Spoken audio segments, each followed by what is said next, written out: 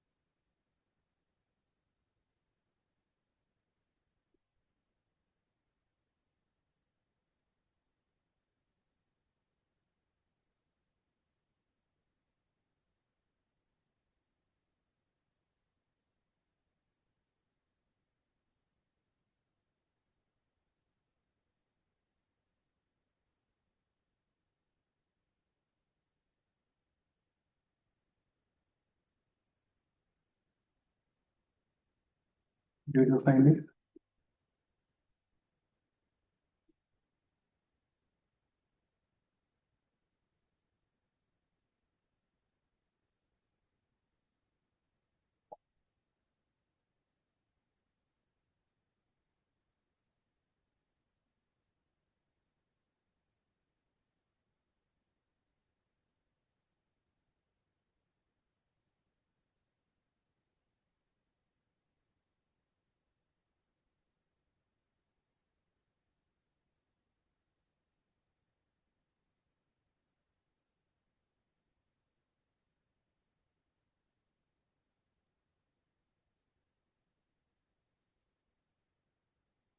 And did you get it? Uh, which lens? So this is the gap sentence. So basically, the gap is the interrelated multi-dimension variable. So that is the problem when we go for statistical study. And if it's related to circadian rhythm for all the metabolism and internal organ property of the human body. So that's why they are going to find out a vector solution using the machine learning algorithm, so that we can interpret multi-dimension variable to a reduced dimension, and we can interpret the health profile from these dimensions. So what is the biological background for this study? So we know that the CR or circadian rhythm is essential for all organ. It is central, also it's local. So it is essential for sleep-wake cycle, hormone secretion, metabolism, body temperature, cognitive performance, and all aspect of the health. And the most important part of this CR is the particular neuron. You can see that Asian neuron that is controlling the CR. So in broad notes, we can say that all our 24 cycles is modulating the all our metabolism, all our physiological properties. So now it is very essential to study the circadian rhythm with respect to different cellular level, molecular level, cellular level, tissue level, and organ level. So also behavior level. So what is accelerometer? So nowadays we know that this so many smartwatches are that is wearing devices. So accelerometer is like a wearing device, like a wrist strap. So that will measure rest RAR, that is rest activity rhythm, and that is regulate the daily activities and daytime activities. Daytime activities when you are idle or slow down, or when you are very fast or working, that's daytime activity. Then sleep, in terms of sleep, duration of sleep and intensity of sleep, and then chronotype, morningness and eveningness. These four measurements are actually 4 dimension. I will show in the next slides. These are actually the property of this study, the central property, central variable of this paper. So in UK, they have used this type accelerometer, that is Jane active accelerometer, that's a wristwatch. So that is, this device is used for measuring all these variables. Okay.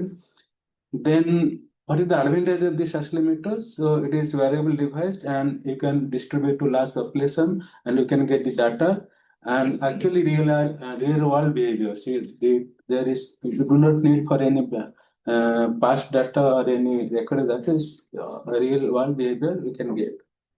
So this is the biological background. Then what is the problem and what is the research motivation?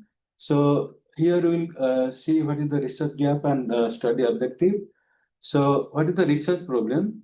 So most previous studies in terms of accelerometer based studies, they have done only one dimension, that is circadian dimension, a particular RA1. RAR is the activity that we have mentioned earlier. So here you can see the 4 dimensions, just RA is a rest activity rhythm. Okay. So most of the studies, they have done study on RAR, but we have other 4 variables are there. So, and there are no studies that have studied the 4 variables to know the physiological modulating properties in a better way. So here the other factors are there: sleep, activity, chronotype, and area. They are not studied in a single paper, single investigation, but they are strongly correlated. So that is the one research gap, that they are trying to study 4 variables. Then what is the statistical problem? So this is statistical challenge when you go for multi-dimension, the redundancy. For example, if you are going for a heart rate or any particular variable, so that will be repeated for sleep, for activity, for chronotype. So that is redundancy. And multi-collinearity, that is more important factor for these studies. So these 4 parameters are related to each other. So that is the this most important statistical challenge. And then unstable interpretation. So we know that very stochastic behaviors are happening in people in terms of with respect to chronobiology. So that is very unstable interpretation when your dimensions are increasing from single to 4 dimension. So what is the study aim? So they were trying to develop an integrative framework to reduce to dimensionality in the circadian matrix. So that means all the important metrics should be there in the variable measurement. But in terms of calculation, that multi-dimension should be reduced to a single or 2 dimensions. Then after reducing the dimension and studying, so we can conclude we can identify actual circadian phenotype that will distinguish different people in different groups. So that will go for observation for different pathophysical situations. So then what is the proposed pipeline? So like in abstract, we have mentioned that they have 2 core studies, then you have database, then you go machine learning, and then clustering, and then to find out the health system. The first one is that accelerometer data, that is real data. Then we'll see which kind of metrics we are going to find out. That is recurrent metrics. Then number of metrics, how many metrics we will go to we are going to calculate. Then principal component analysis to reduce the dimension. Then again to another machine learning k-means clustering to cluster the age group or the patient group in different cluster. Then overall, the aim is to reduce all phenotype to only 9 circadian phenotype. Only 9 groups are there. So then we will associate different pathophysical situation or health association to the 9 circadian phenotype. So the most, they have not mentioned any mathematical equation in the paper. I understood that dimensions are all according to like sleep, activity, chronotype are diagrams instead of 4 components. So reduce dimensionality means that you reduce the 4 components to lower, for example, 2 or 1. So I don't understand what the reduced dimension is. Yeah, not we are reducing the 4 components. 4 dimensions are there. Okay. So when you go for, suppose you have 30 students are here, so we need to divide into 3 or 4 groups with respect to different research interest. But for individual, we have 5 or 6 parameters are there. So for individually, first we will reduce the dimension. Then with respect to a particular research interest, then we'll divide the clustering. Okay. So all the important parameters of sleep, activity, chronotypes already inside it. We are not compromising the quality of these activities. Okay. Just for computational purposes, we are reducing the dimension. Okay. And nobody has done this. This is the first time they are doing this type of dimension reduction. Okay. Okay, so what is the cohort and sample selection they have done? So they have 2 data bank cohorts. One is, both are British, one is Whitehall 2. So this is British civil servant, and they have distributed accelerometer, that is age is 60 to 83 and number of clustering 3,991. So this is the actually flow graph, how they have done the first Whitehall cohort studies. So here you can see all these parameters, how they have enumerated, and finally they have mentioned that the N is 3991. Okay, so this is for one studies. Okay, so next is another cohort study. This is UK biobank, the very famous biobank for the machine learning studies. So here also they have taken as 60 and accelerometer follow-up. So this is the flow chart for this UK biobank studies. Okay, so these are the 2 cohort they have done for their investigation, for their PCA and for their K-learning clustering, and finally to reduce the 9 metric based cluster for the health association. So only one thing you can notice here, that is the so can you guess what is the problem here in these studies? Too old. Too old. Yeah, so that is the drawback from this studies. So we'll study on the challenges. So next is, what is the inclusion? They have 5 full day night window. This is the study principle, basic accelerometer protocol, the activities. Okay. So like I have mentioned that 4 dimensions are there. Why 2 cohort? Because they want to validate the reproducibility, robustness, and generalizability. That's why they have taken 2 cohort studies. And here we'll go for matrix, actually, which are the 4 dimensions. So 36 matrices are calculated.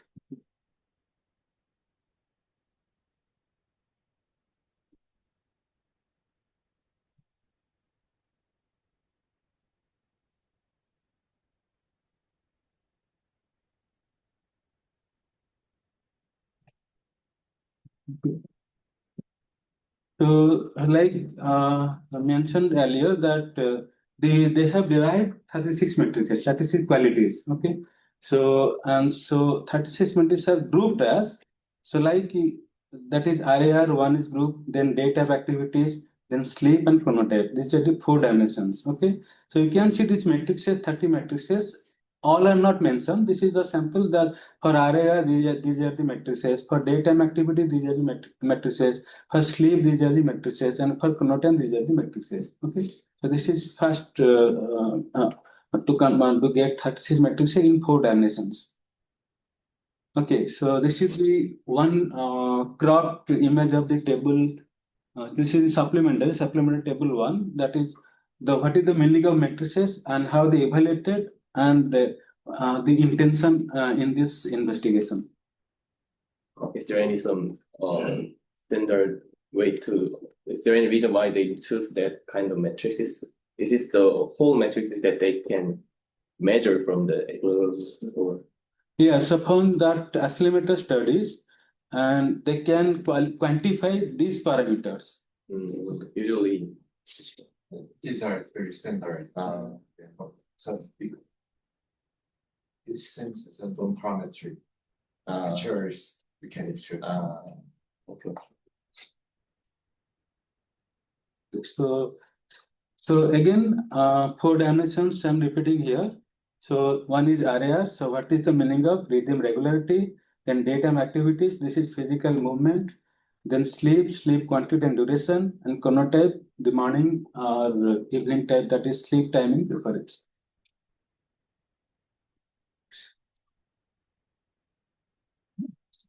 So, did they mention any algorithm to convert accelerometer data to sleep? Actually, some accelerometer just provide the raw acceleration data, and sleep data should be inferred. Yes, so here one figure is there. Okay. So this is the statistical data what they have done. First step, comparing the Circadian matrix objective. So that is 36 multi-dimension matrix for model prediction. Second step, PCA, that is reduce the component. So here they have taken the n value greater than 1 and more than 75% cumulative explained variance. So next is model prediction, that is cost proportion hazard regression to find a C index. So step 4 is clustering analysis workflow, that is standardization 36 metrics and how to convert PCA denomination reduction and PM in clustering. So then parameters for K clustering, K is equal to 4 to 12 cluster and optimization. So in this figure, so you can see that what is actually signal processing, you got the raw data. So here you can see the raw data. Now they have used different algorithm to find out the actually the data for the sleep pattern and eye pattern and all these 4 dimensions. Okay. So then you can see all the flow graph how they have investigated or studied with respect to the step 1 to step 4. So this is the flowchart they have mentioned in their supplementary material. It is not in main paper. So is it okay? Okay, so next is how for the different data, 2 data banks are there. So the parameterization they have done both the data banks. So this is for vital and this is for the UK biobrand. Okay, so this is all about the method and statistical analysis. Next we'll go how they have grouped the result for PCA and clustering and how they have done the final conclusion. Okay, so correlation structure of matrix. What is the motivation PCA? You can see this figure. So this is the correlation matrix for 36 matrices, 2 large heat maps for a vital data bank and for the UK biobank. So you can see that 4 dimensions are here and all the 36 parameters are there. When they have more dependence, you can the solid blue and then the faded color with lower relation. So one is for the vital and another for UK biobank. So this is the first result. They have done the 2 large heat map to see the interrelationship, how the 4 dimensions are interrelated, correlated. Okay. So now, so the correlation they have see that high correlation within dimensions, especially RAR and datum activities. So we can see we have 36 matrices. They can see which matrices has highest relationship for a particular combination. Then weaker correlation between daytime activities, sleep and chronotype matrices, and but RAR also related to some sleep metrics. So that means some random relationships happening. And so it justifies the dimension reduction before clustering due to multicollinearity. That is, we have mentioned that challenge is in multi-dimension, so they have shown in the heat map. So this is the motivation for PCA. Then we'll go for the clustering profile that for vital. So this figure shows the Z-score of 36 matrices for 9 cluster. They have divided the 9 cluster. You can see the cluster 1 to cluster 9 here. And here the x-axis for Z-score and in y-axis you can see 36 matrices. Now also you can see how they are dependent on cluster to cluster and for matrices to matrices. So this is for Whitehall. So you can see that 9 clusters identified and labeled using RAR, PA, sleep. So here you can see how they are related: RAR to PA, RAR to LIPA, sleep. These are matrices, and for the 4 dimension, RAR to chronotype. So again, cluster 1 most robust RAR and highest activity. Cluster 9 poorest RAR and least activity. So so that is why the clustering have done cluster 1 to 9. So similarly, we have two clusters that robust RAR but opposite sleep profiles. So here you can see robust RAR. The rhythm activity is high, but sleep activity is low. So that is also one important thing from this study. Plus cluster with poor RAR but differing sleep and chronotype features. Okay, so we cannot generalize from this study that if your activity is high, your sleep pattern must be good. That is not happening here. So same thing for UK Biobank. You can see this standardized mean score for 36 matrices in 9 cluster for UK Biobank. And also they have reproduced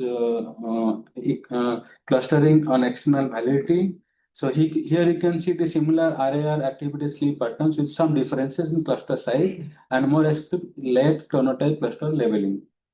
So again, cluster 9 in UK Biobank has poor RAR and low activity and delayed chronotype.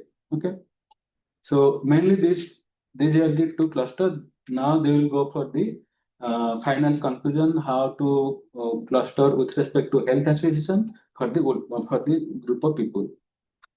So this is another example for time series example for the cluster pattern. So you can see in supplementary they have mentioned two figures, but how the time series examples are there for the clustering. So I was not confident about this figure. Okay. I was unable to understand, but it is like to relate the RAR to PA, and so if you are higher, that is plus plus.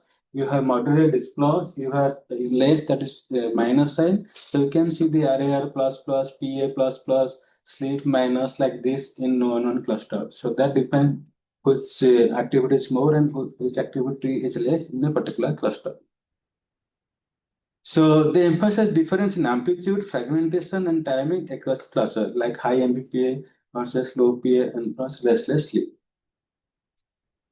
Okay, so next is cluster size and labeling.